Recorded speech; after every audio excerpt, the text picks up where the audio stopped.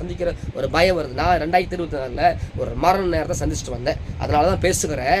தேவப்பிள்ளைகளை எனக்கு ஆண்டவர் ஜீவனை கொடுத்தாருங்க. அந்த நிமிஷத்தில் ஜெபித்த போது என் இருதயத்திலிருந்து அந்த பிளவின கட்டுகளை கர்த்தர் அவிழ்த்தார். இன்றைக்கி நிறைய நேரங்களில் கட்டடித்து ஜெபிக்கும் போது, கட்டு உடைச்சி ஜெபிக்கும் போது, வியாதி சுகமாக்கும் போது கர்த்தர் உடனே அற்புதங்களை செய்கிறார். இன்றைக்கே சொல்லுகிறேன், என் செய்தி கேட்டுக்கொண்டிருக்க உங்களுக்கு 2 விதமான மரணம். மனிதனோட வாழ்க்கையில் 2 விதமான மரணம். ஒரு மரணம் சரிகிற மரணம், உலகம் எல்லாம் தெரிஞ்சிடும். அந்த மரணத்தை குளிர் போட்டு மூடி வைக்கும் போது அது எல்லாருக்கும் தெரியும். எல்லாரும் மறிச்சிட்டான்னு போஸ்ட் அடிச்சிருவாங்க, அவ்வளோதான். அந்த மரணம் சரிகிற மரணம்.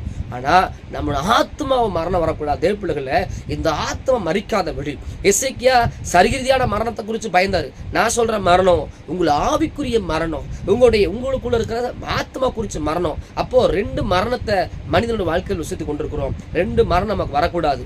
இந்த சரீர மரணம் கண்டிப்பாக ஒரு நாள் மறிக்க தான் போகிறோம்.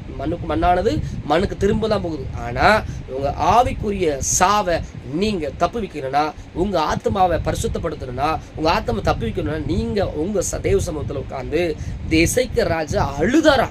சரீரத்தை உயிர்ப்பிக்கிறதுக்கே அழுதும் போது இந்த ஆத்தம் உயிரோடு வரணும். பின்வாங்கி பிரித்து மேலே கத்த பிரியமா இருக்க மாட்டார். அதனால தேவசமத்தில் உட்கார்ந்து அழுது, ஆண்டவரே என்னை நினைவு கூறுன்னு சொல்லி அழுது உங்கள் பாவங்களை அறிக்கிட்டு மனம் திரும்புங்க. அப்போது உங்கள் ஆத்மா பிழைப்பு உண்டாகும். அதுக்கப்புறம் சரீரத்தில் சுகம் என்னன்னா, நீங்கள் தேவசமத்தில் உட்கார்ந்து வசனம் சொல்லுது, தழும்புகள்னாலே என்ன சுகம் குணமாக்க நீர் வசனம் சொல்லுது. அப்போ தழும்புகள்னாலே அற்புதம் உண்டுங்க, தழும்புகள்னாலே அற்புதம் உண்டுங்க. இயற்கைக்கு அப்பாற்பட்ட காரியங்களை செய்கிற ஆண்டவர் நம்மளோட ஆண்டவர். 100 வருஷம் வாழ்ந்து நரகத்துக்கு போகிறத காட்டிலும் நல்ல ஆசீர்வாதமாக நல்ல குறிப்பிட்ட 75 வருஷம் வரைக்கும் வாழ்ந்து பரிசுத்தமாக வாழ்ந்து இந்த ஆத்மாவை நரகத்துக்குள்ளே போகாமல் பரலோக ராஜ்யத்துக்குள்ளே போகிறது நலமாக இருக்கட்டுங்க. வசனம் சொல்லுது, உன் கண் இடறா இருந்தால் அதை பிடுங்கி போடு, உன் கால் இடறா இருந்தால் பிடுங்கி போடு, உன் கை இடறா இருந்தால் பிடுங்கி போயிடு. இது வார்த்தை நாள் சும்மா வெட்டி போட சொல்கிறாரு.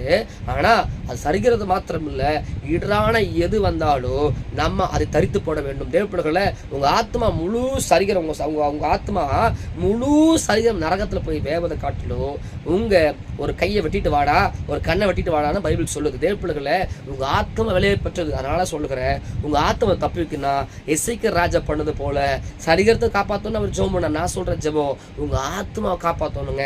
ஏன்னா ஒரு மனுஷன் வாழ்கிற வாழ்க்கை இந்த பூமியில் இந்த வாழ்க்கை மாத்திரமல்ல, ஒரு பரலோகம் இருக்குது, நரகம் இருக்குது. 2 காரியம். ஒரு மனுஷன் பரிசுத்தமாக வாழ்ந்தா, உண்மையாக தேவனுக்கு உண்மையாக வாழ்ந்தா பரலோகத்துக்கு போவான்.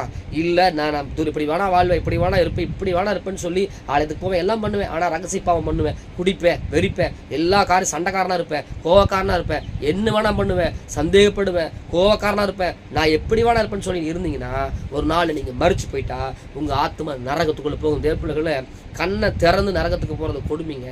கண்ணை